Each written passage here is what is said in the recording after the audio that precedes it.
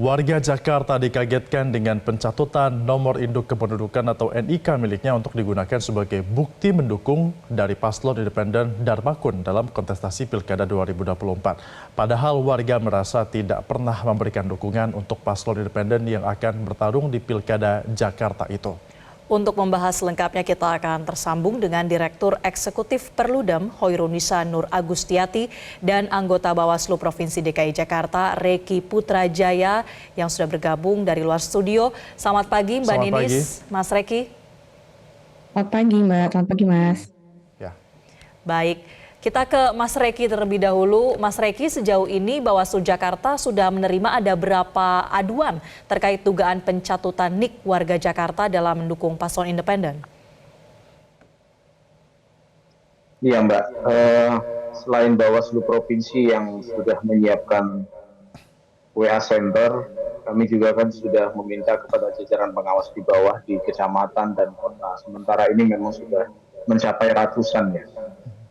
200 lebih sementara masih kami sisir, dan supaya koordinasi itu tepat, per hari kami akan bersurat kepada KPU Provinsi DKI Jakarta supaya data-data per hari itu cepat ditindaklanjuti oleh KPU Provinsi DKI Jakarta. Begitu Mbak. Dari 200 aduan itu nanti kemudian akan hanya menyurati KPU saja atau bagaimana selanjutnya? Ya, proses data yang masuk ini kan sebenarnya tidak kemudian langsung dieksekusi di MS atau TMS kan ya. Pertama kami meminta kepada warga DKI yang menyampaikan informasi melalui WA Center kami supaya selain menyampaikan screenshot daripada info pemilu itu juga menyampaikan nama lengkap dan alamat ya, supaya itu kemudian ketika kami koordinasikan kami serahkan kepada KPU DKI untuk dilakukan pengecekan di dalam sistem informasi pencalonan. Nah, setelah data itu memang dicek, karena tahapan pemenuhan syarat dukungan ini cukup panjang ya Mas ya, mulai dari penyerahan dukungan Vermin Jilid 1, Verpak Jilid 1, kemudian Vermin Verpak Jilid 2. Nah, boleh jadi data itu sebenarnya sudah di take down, sudah di TMS pada saat di verifikasi faktual pertama misalnya. Hanya saja mungkin terdelay pada saat cek di info pemilu terakhir ini. Begitu Mas. Nah, kemudian juga kami masih melakukan penelusuran sebenarnya karena dugaan pencatutan ini tidak hanya persoalan administrasi tapi juga ada dugaan pidana. Hanya hari ini kami masih melakukan penelusuran beberapa data dan unsur-unsur ya, misalnya termasuk di dalam pasal mana ini. Hanya saja kami masih fokus terhadap data-data ini supaya tugas penting pemenuhan syarat dukungan itu yang harus divalidasi supaya kemudian data yang ratusan ribu ini berangsur-angsur cepat kami koordinasikan kepada KPU. Baik, Mbak Ninis, tadi sudah sedikit disinggung ya bahwa proses pendaftaran hingga ditetapkan lolos ini bagi paslon independen berlangsung cukup panjang. Nah, selain hasil akhirnya yang diduga mencatut nomor induk kependudukan warga, apakah Perludem juga melihat ada kejanggalan selama ini dalam proses pencalonan independen? Ya, kita tahu dalam pencalonan melalui jalur perseorangan ini syaratnya tidak mudah ya. Karena syaratnya cukup berat gitu ya, untuk daerah seperti DKI Jakarta ini kan harus mengumpulkan sekitar 600.000 lebih dukungan ya pasangan calon perseorangan ini. Dan verifikasinya itu dilakukan secara sensus.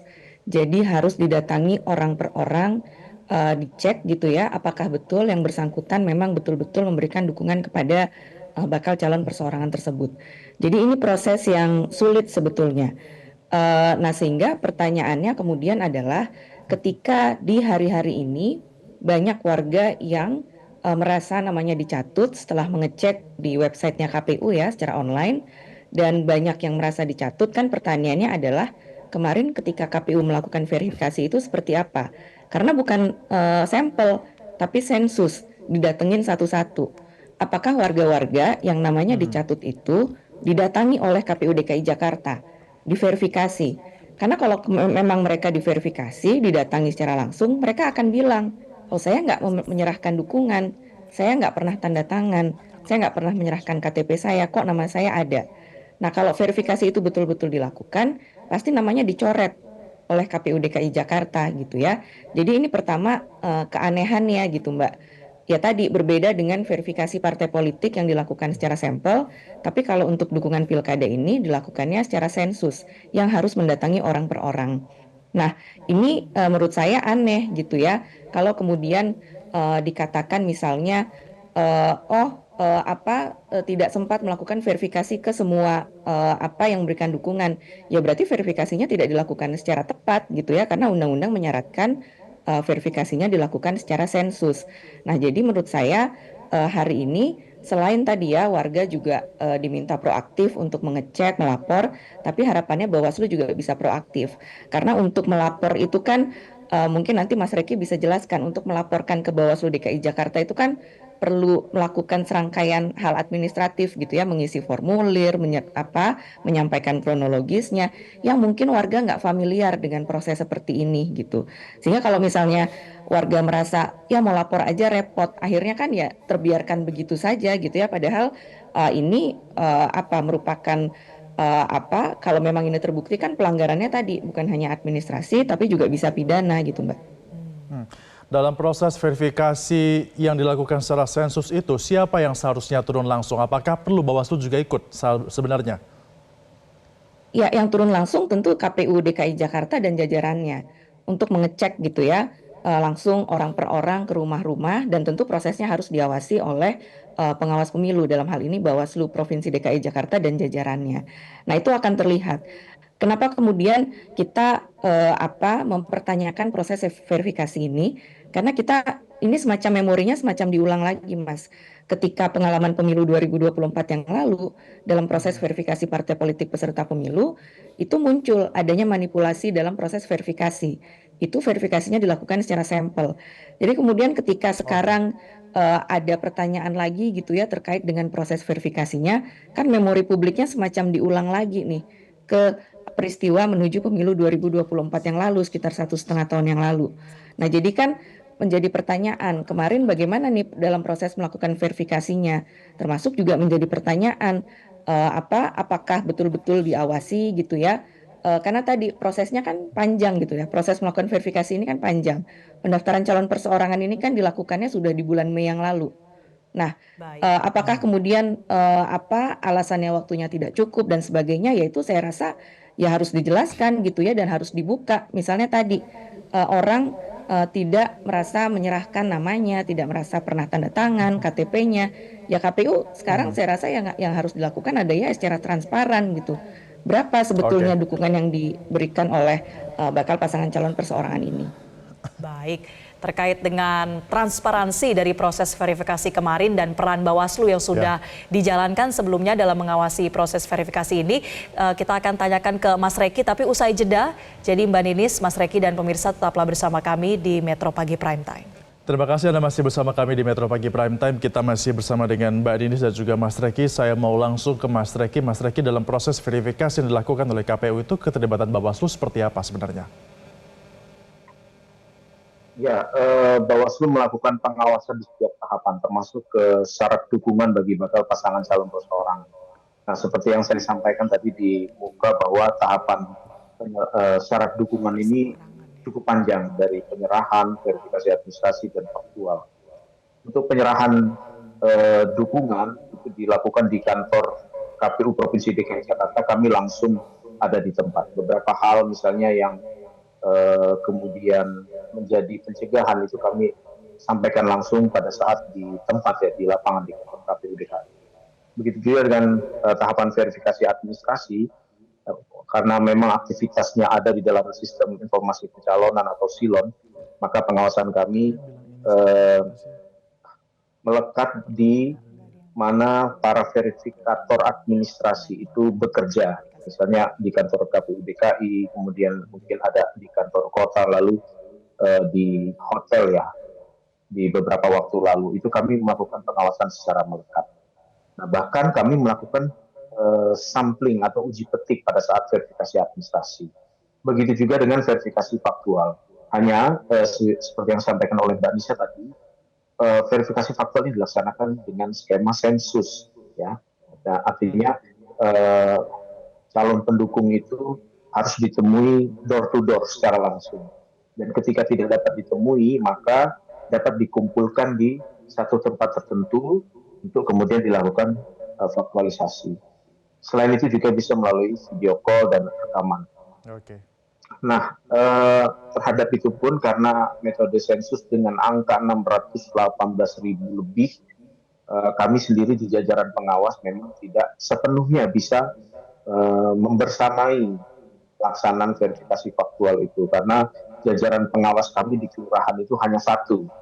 Sementara KPU dalam melakukan verifikasi faktual itu bisa dibantu oleh Pantarlih saat itu di verifikasi faktual jilid 1 ya, selain dilakukan oleh penyelenggara ad hoc sampai dengan kelurahan, tapi juga dibantu oleh Pantarlih dan bahkan mungkin dibantu oleh yang lainnya di jajaran KPU. Sementara untuk Bawaslu hanya sampai dengan PKD, pengawas kelurahan desa itu 1 orang.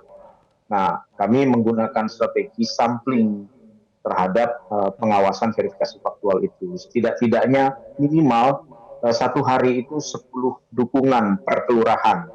Tapi saya minta kepada jajaran pengawas terhadap momentum dukungan yang dikumpulkan di satu tempat, kami meminta agar jajaran pengawas wajib hadir, tetap hadir, karena boleh jadi di kesempatan itu jumlah dukungannya banyak yang dikumpulkan ya. Ada kerumitan tersendiri artinya ya Mas Reki dalam melakukan proses verifikasi terhadap lebih dari 600.000 syarat dari calon independen atau perseorangan. Nah, kita berbicara soal langkah kedepannya sekarang Mas Reki. Tadi Mbak Nini sempat menyinggung bahwa nampaknya masyarakat juga masih tidak semuanya paham bagaimana cara melaporkan dugaan pencatutan ini. Bagaimana Bawaslu menjelaskan proses pelaporannya bagi warga yang namanya dicatut?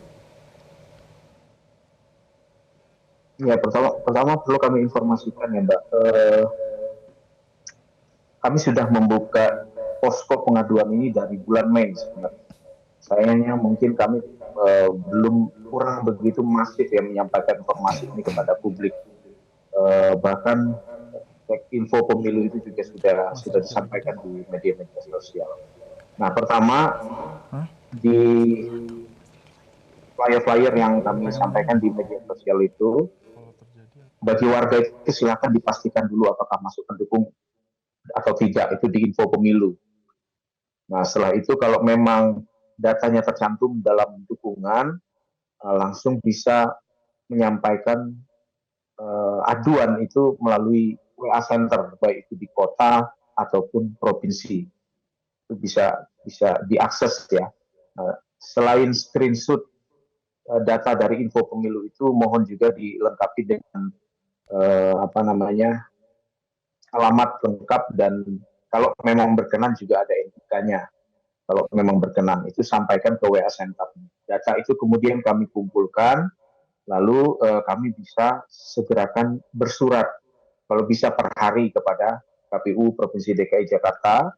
Yang KPU sendiri dalam koordinasi kami kemarin juga punya treatment, tidak langsung misalnya mengeksekusi MS atau TMS ya. Harus dilihat dulu di data silonnya, kemudian apakah memang sudah ter-take down, sudah TMS di tahapan-tahapan sebelumnya atau memang masih dalam status MS. Begitu.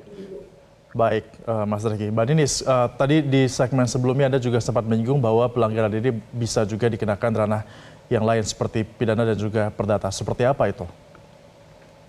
Ya, kalau di Undang-Undang Pilkada itu kan disebutkan bahwa mereka-mereka yang tidak secara benar memberikan datanya gitu ya, atau datanya sengaja dipalsukan, gitu ada ancaman pidananya 72 bulan sampai 36 bulan sampai 72 bulan, bahkan ada dendanya juga.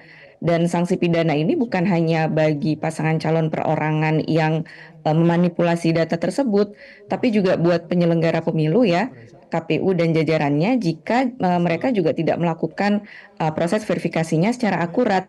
Itu juga ada tindak pidananya gitu ya. Jadi ini persoalan yang menurut saya ya harus diseriusi betul gitu ya. Memang tadi misalnya disampaikan oleh Mas Reki ada sekitar 200-an data warga gitu ya yang melapor ya, teman-teman dari masyarakat sipil yang juga membuka posko juga menyatakan ada ratusan data yang mereka terima aduannya. Nah, tapi kan ini bukan persoalan jumlahnya berapa gitu loh. Signifikan nggak kemudian dibandingkan dengan 618.000 yang harus dikumpulkan oleh bakal pasangan calon ini. Tapi ini lebih dari itu persoalannya. Ini ada persoalan tata kelola, ini ada persoalan bagaimana proses penyelenggaraan pemilu kita ini apakah dilakukan sejak awal secara jujur atau tidak gitu ya. Karena jangan sampai ini kan semacam ada banyak persoalan yang ketemu nih. Ada persoalan verifikasi yang tidak dilakukan secara maksimal gitu ya. Ada dugaan pencatutan data dan di sisi yang lain kita ternyata masih punya persoalan terkait dengan tata kelola data kita. Nah, ketika ini semua ketemu pada satu titik gitu ya, apalagi kalau misalnya memang nanti misalnya terbukti ada niatan untuk melakukan manipulasi dalam proses pencalonan ini, kan warga kemudian yang kemudian jadinya dirugikan gitu ya. Warga merasa nggak pernah memberikan dukungan, nggak pernah memberikan tanda tangan. Tapi sekarang ketika prosesnya sudah sampai seperti ini, warga juga yang harus melaporkan gitu ya. Jadi warga harus effortnya nih berkali-kali gitu loh. Merasa mereka ya nggak punya daya saja dalam proses penyelenggaraan pilkada seperti ini gitu. Jadi kalau ini kemudian harus diseriusi terbukti betul ada menurut saya. manipulasi, Mbak Ninis, ini apakah paslon dari jalur perseorangan bisa tetap sah mengikuti Pilkada Jakarta? Ya, tentu kalau terbukti ada manipulasi dan ternyata jumlah dukungannya tidak seperti yang diserahkan kepada KPU, ya pertama tentu bisa didiskualifikasi, dinyatakan tidak memenuhi syarat gitu ya. Kemarin misalnya beredar gitu ya, presentasi dari KPU DKI Jakarta menunjukkan timelinenya. Bulan berapa memenuhi syarat, berapa tidak memenuhi syarat gitu ya. Dalam proses verifikasi berapa memenuhi syarat, berapa tidak memenuhi syarat. Dan kalau dilihat datanya sampai dengan tahapan proses verifikasi yang sudah yang sudah hampir terakhir itu, data yang tidak memenuhi syaratnya masih lebih tinggi dibandingkan dengan yang memenuhi syarat.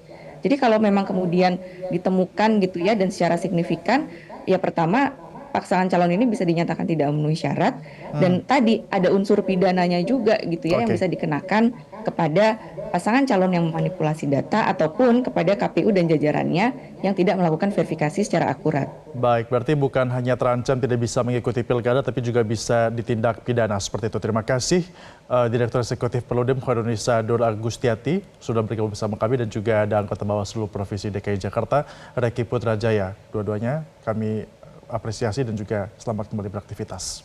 Jelajahi cara baru mendapatkan informasi. Download Metro TV Extend sekarang.